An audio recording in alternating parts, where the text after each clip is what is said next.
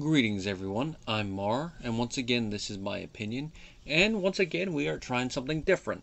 This is a review series I've been meaning to do for a while, ever since I first saw the miniseries at hand, and that of course is the John Adams miniseries from 2008 starring Paul Giamatti in the title role. This is a miniseries I didn't see the first year it came out because I do not believe we had HBO at that time. But several years later, in 2013, I finally got a chance to watch it. And being a student of history, as it were, it being one of my favorite subjects, I did enjoy it. It's one of those things that, like, I should have watched this years ago. And I've been meaning to sit down, review it, and rewatch it. And since I started doing the series review, with other things, mainly my long-running Everybody Loves Raymond episode-by-episode breakdown, and of course reviewing each and every episode of Fawlty Towers, I figured, why not do it? And do it in a way that starts with the 4th of July, and then go each week after that reviewing another episode. Now this series was very loved when it came out. It won 13 Primetime Emmys, and it was nominated for several others. The ones that it won was Outstanding Miniseries Art Direction, Casting, Cinematography for the episode Independence, Costumes for the episode Reunion, Prosthetic Makeup, Lead Actor for Paul, Lead Actress for Laura Linney, Supporting Actor from Tom Wilkinson, who plays Benjamin Franklin, Sound Editing for the episode Don't Tread on Me, Sound Mixing for the same episode, Writing for Independence, and Special Visual Effects for this episode, Join or Die. Now, it also got supporting actor nominations for Stephen Delana and David Morse, who play Thomas Jefferson and General George Washington, respectfully. And Rob Lane was also nominated for score.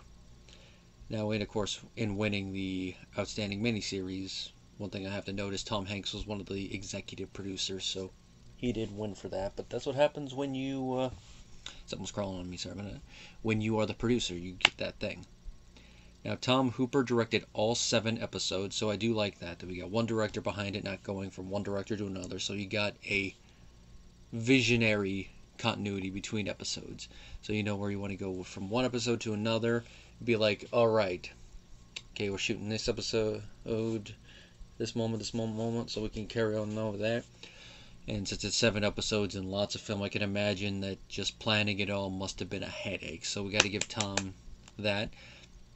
He went on to have some success. He directed The King's Speech, Les Miserables, The Danish Girl, and the last one, of course, being the film version of Cats. Hey, they can't all be gold. From the beginning of this first episode, the viewer, you really believe you are in this time period.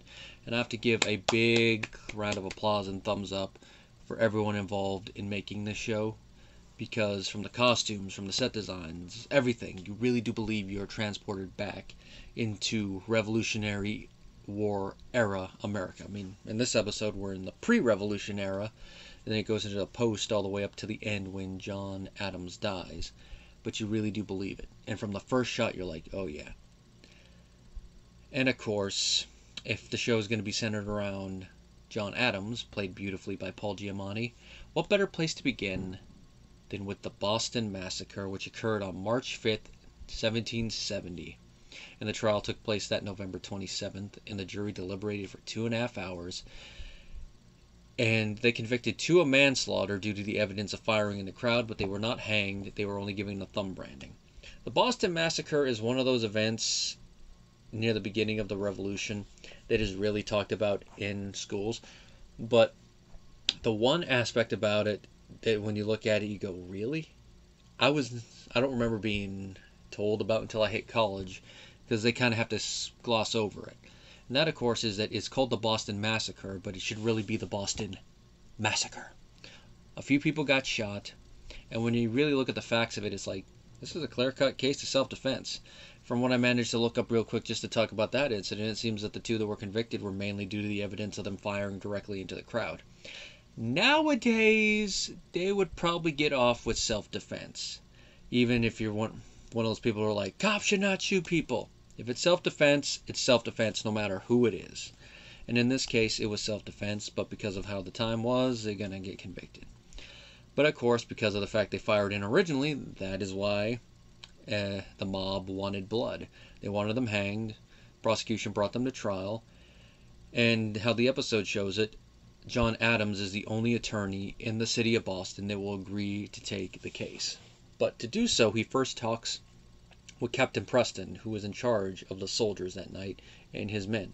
You see, he does believe Captain Preston. Might be a little hesitant at first, but he does believe him. And he takes the case. And you can see that he is really paying attention to the witnesses and trying to poke holes in their story. Mainly because it's like with the one that is the rope maker.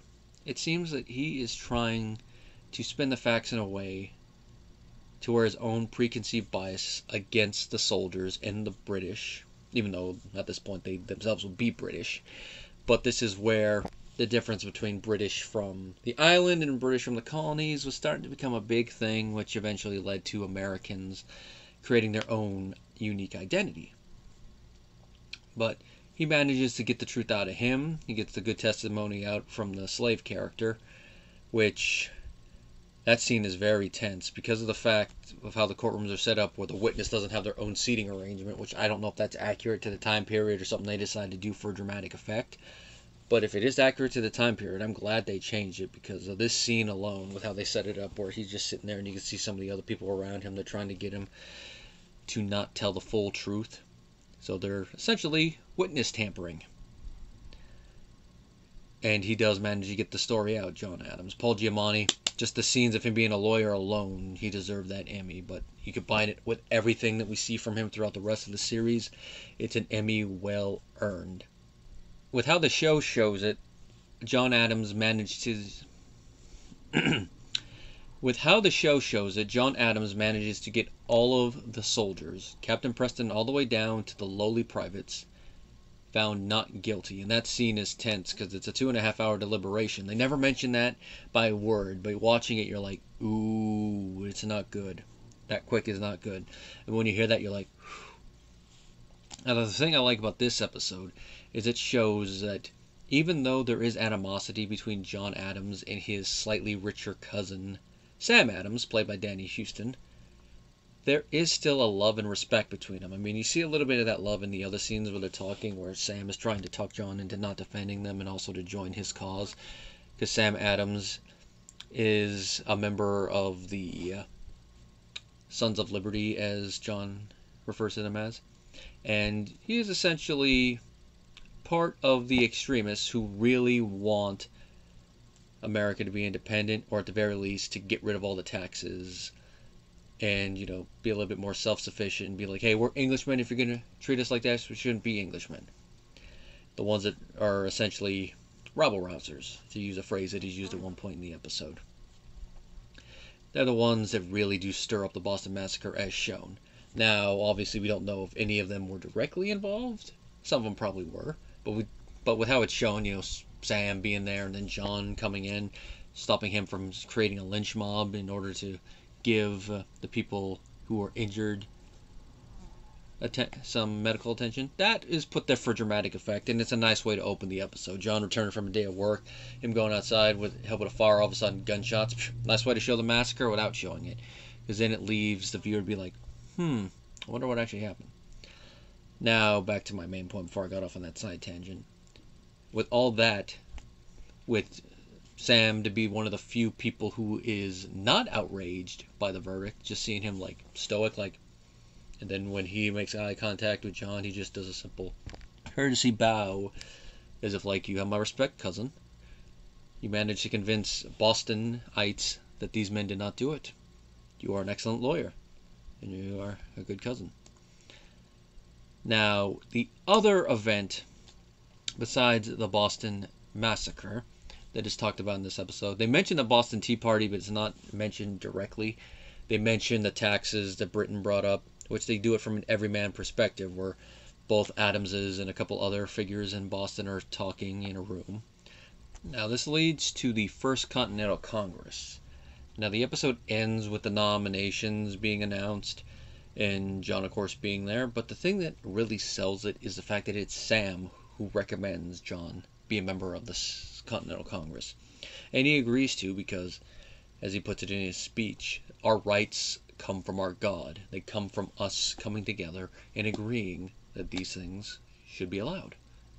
It's not at the whim of princes and kings, which of course speaks with the whole principles of John Locke and all the other Enlightenment thinkers, which are who the framers of the Constitution drew their ideas from. And it's a nice way to end the episode, and we get another arrangement of the main theme, because the opening credits, we get that big, dramatic, very patriotic version of da-na, da-na, whereas there we get a more soft, low dynamic one where it's very simple. It's like one you'd probably be playing in the corner of your room or out on the porch on the flute, being like, na-na, na-na, when you're just trying to relax. Now, a scene that's in between the ending of the trial and the moments where they're going to the Congress, there's a moment where I doubt an incident like this happened between the Adamses, but dramatically it's a nice scene, and it's a nice way to help set the time period further, because it involves one thing that happened regularly.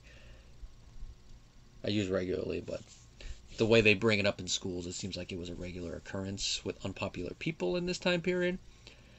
But it is, of course, tarring and feathering. Anyone who has learned history in an American school knows what that is.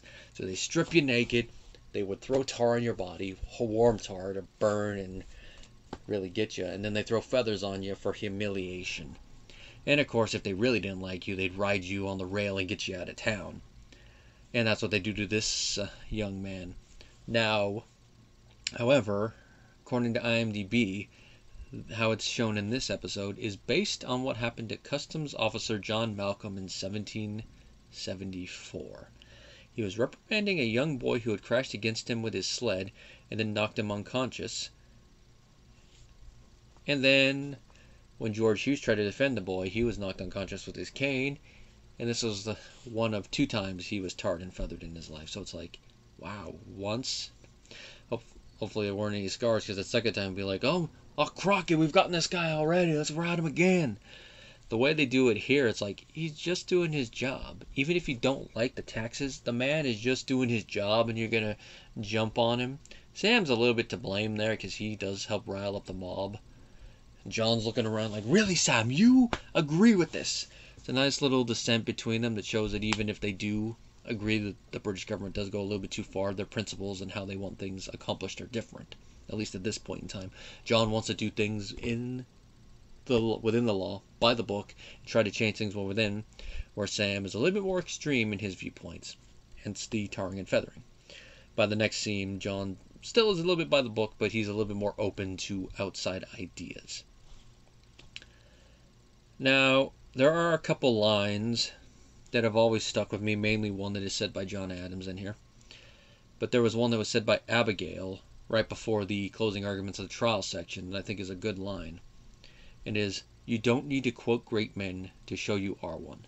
She says that in the context of reading his speech, his original draft, and noting that there's so many quotes in there. And in the final speech that Paul does play as John, there's only one quote, and that's at the beginning, which is right. When you're doing a speech like that, you don't really want to bog it down with quotes. You want to maybe open with one or close with one.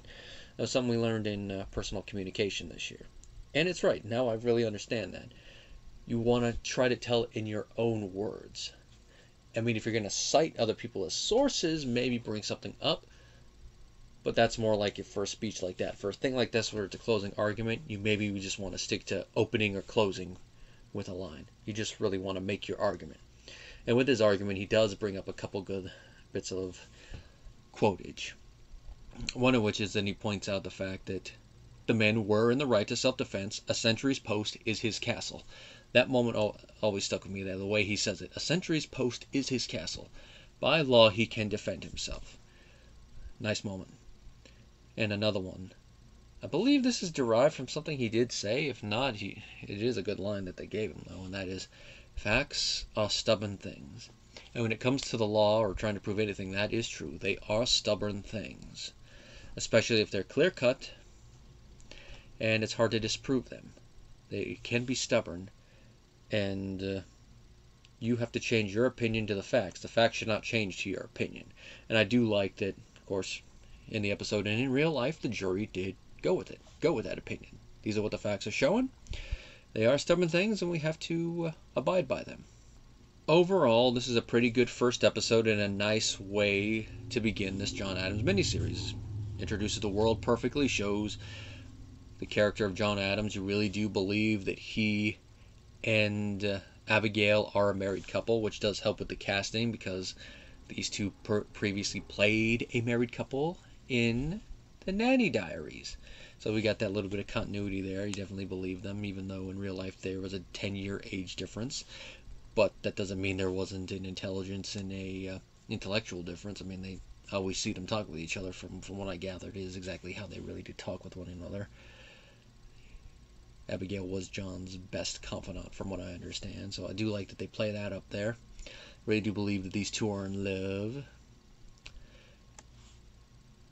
The acting from them is pretty good. The special effects that it won for at the Emmys, definitely go with that. You can definitely see why Lane was nominated for score, but I don't know if it was specifically for this episode or the miniseries as a whole. I didn't write that down in my notes. World is believable and makes you want to see what's going to happen in the next episode, which will be coming out next week, and that is episode 2, Independent. So we're going to have some interesting things to mention in that episode, if memory serves me right. If you guys enjoyed this review series, be sure to leave a comment down below, especially if you have any more info about specific historical events in there. If you want to support the channel, both the PayPal link and the Patreon links are down below. If you join the Patreon, you're going to be able to suggest future reviews, and you'll even get a shout out following this little part right here. Till next time, guys.